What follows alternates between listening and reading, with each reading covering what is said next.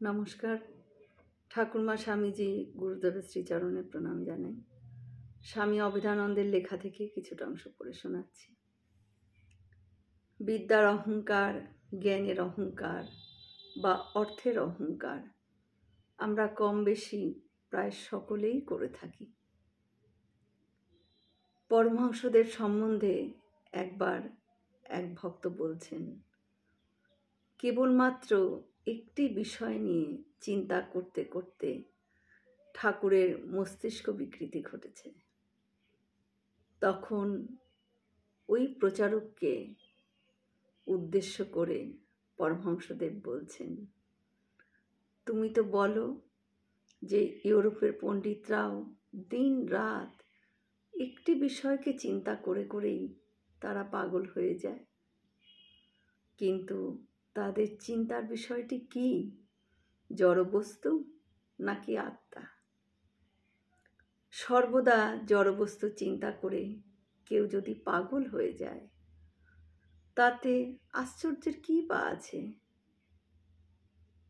কিন্তু যার চৈতন্যে এই বিশ্ব সংসার চৈতন্যময় হয়েছে, তার চিন্তা করে কেউ চৈতন্যহীন হতে পারে কি?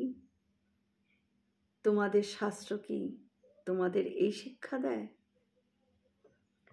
সসীমের দ্বারাই অসীমকে, অনিত্যের দ্বারা নিত্যকে এবং বিশ্ব জগতের দ্বারা বিশ্বাতীতকে প্রচার করতে হবে।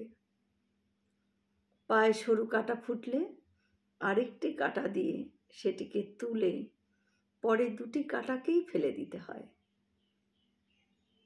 সেই রকম বিদ্যা মায়ার সাহায্যে অবিদ্যা মায়াকে দূর করতে হবে। বিদ্যা মায়া হলো আপেক্ষিক জ্ঞান, আর অবিদ্যা মায়া হলো আপেক্ষিক অজ্ঞান। অবিদ্যা মায়া আত্মার দৃষ্টিকে অন্ধ করে রাখে, কিন্তু বিদ্যা অবিদ্যা এই দুটি মায়া। ব্রহ্মজ্ঞান পেতে গেলে বিদ্যা অবিদ্যা এই দুটিকেই বিসর্জন দিয়ে সব দ্বন্দ্ব থেকে মুক্ত হতে হবে আমাদের। ভুবনমোহিনী মায়াকে যদি একবার চিনতে পারো, তবে মায়া তোমাদের ছেড়ে দূরে পালাবে। যেমন চোরকে একবার দেখে ফেললে সে ছুটে পালায়, ভূতে পাওয়া লোক যদি একবার বুঝতে পারে তাকে ভূতে পেয়েছে, তবে সে ভূতও তাকে ছেড়ে সঙ্গে সঙ্গে পালায়। তেমনি জীবনের কোনো বন্ধন না থাকলেও আমরা কিন্তু জোর করেই বন্ধনে আবদ্ধ হই। আমরা প্রায় প্রত্যেকটি মানুষই কম আর বেশি। আমরা মুক্ত হয়ে বাঁচতে চাই না বা বাঁচতে পারি না। আমরা বন্ধনভাবেই বাঁচতে ভালোবাসি। যাকে পরিবার পালন করতে হয় না বা আত্মীয় স্বজনও দেখাশোনা দরকার পড়ে না, তারাও কিন্তু বেড়াল, কুকুর, বাদর, পাখি ইত্যাদিকে পুষে তারা আনন্দে দিন যাপন করে। মানুষের ওপর মায়ার মোহিনী মোহন শক্তি ঠিক এই রকমই। খুব জ্বরের ঘোরে আর তেষ্টার রোগী সে ভাবে যে পৃথিবীতে যত জল আছে সব খেলেও তার বুঝি তেষ্টা মিটবে না। তেমনি যেই জ্বর ছেড়ে পালালো, তখন কিন্তু এক পেয়ালা জলেই সে সন্তুষ্ট থাকে, তাতেই তার তেষ্টা মিটে যায়।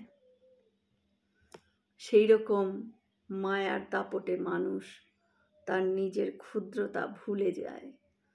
সে ভাবে যে ঈশ্বরের সব কিছু সে জানতে সক্ষম হয়ে গেছে, কিন্তু মায়া সরে গেলে দেখা যায় এই দিব্য জ্যোতির একটি দুটি রশ্মি মানুষকে অনন্ত আনন্দের বন্যায় ভাসিয়ে নিয়ে সে তাকে চলেছে।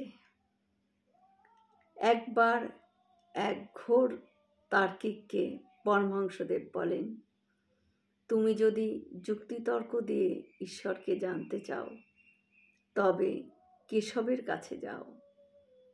আর এক কথায়, ঈশ্বরকে জানতে হলে আমার কাছে এসো। একবার একজন প্রকৃত সত্যান্বেষী ভক্ত ঠাকুরকে বলেন, খুব সংক্ষেপে আমাকে আত্মজ্ঞান লাভের উপায় বলে দিন ঠাকুর। তার উত্তরে ঠাকুর তাকে বলেন, ব্রহ্ম সত্য আর এই জগৎ মিথ্যা। জয় শ্রী রামকৃষ্ণ। আমরা সকলে মিলে একসাথে বলি, জয় মহামাই কি জয়, জয় ভগবান শ্রী শ্রী রামকৃষ্ণদেব কি জয়, জয় স্বামীজি মহারাজজি কি জয়। হয়তো অনেক ভুল ত্রুটি হয়ে গেল, ঠাকুর যেন আমায় ক্ষমা করে দেন। সকলে সুস্থ থাকবেন, আনন্দে থাকবেন। ঠাকুর মায়ের কৃপা দৃষ্টি সকলের ওপর বর্ষিত হোক। শুভরাত্রি।